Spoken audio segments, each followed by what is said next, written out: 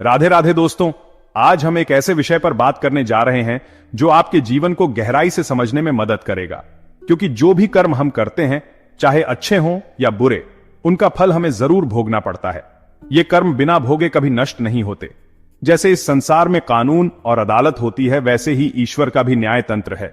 वकील के रूप में चित्रगुप्त आपके हर कर्म को आपके मन की हर भावना सहित अंकित करते हैं।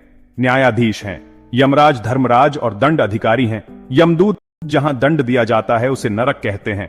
जैसे किसी अदालत में जज अपराधी को फांसी की सजा देता है, वैसे ही पाप का दंड भी तय होता है।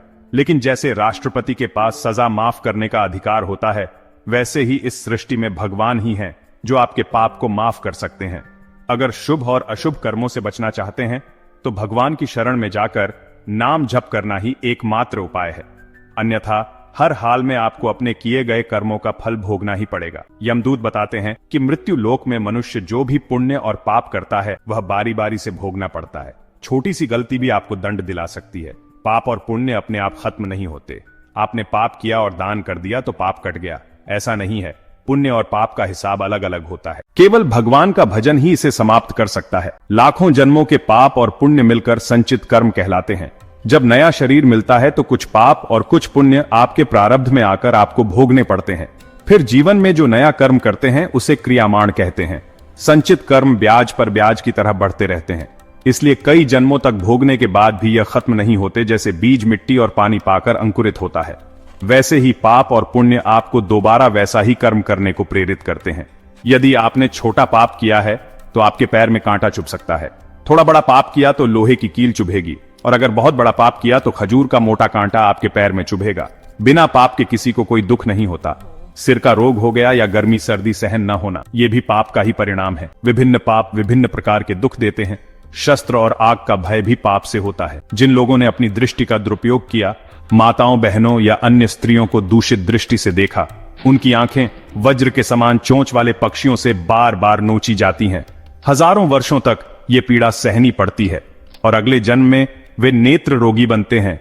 जिन लोगों ने शास्त्र का गलत अर्थ निकालकर लोगों को भ्रमित किया या किसी को गलत सलाह दी, उनकी जीभ नरक में बार बार काटी जाती है, क्योंकि गलत मार्गदर्शन का पाप बहुत भारी होता है। जो देवताओं, संतों, वैष्णवों या गुरु की निंदा करते हैं, उन्हें भी वज्र चोंच वाले पक्षी उनके शरीर को नोचते हैं। जो बिना कारण दो लोगों में फूट डालते हैं, जो माता पिता का अपमान करते हैं, जो पत्नी का शोषण करते हैं, उन्हें नरक में आरी से चीरने की सजा दी जाती है। जो दूसरों को कष्ट देने में आनंद लेते हैं या किसी के घर खेत में आग लगाते हैं, उन्हें जलती हुई आग में भुनाया जाता है। अतिथि का अपमान करने वालों को भी भयंकर दंड मिलता है। धर्म कहता है, अतिथि देवो भव, आप दे या न दे ये आपकी मर्जी, लेकिन मृदु वचन, जल और भोजन की पेशकश जरूर करनी चाहिए। अगर आप दरवाजे पर आए, भिक्षुक से छुप गए तो पाप लगेगा।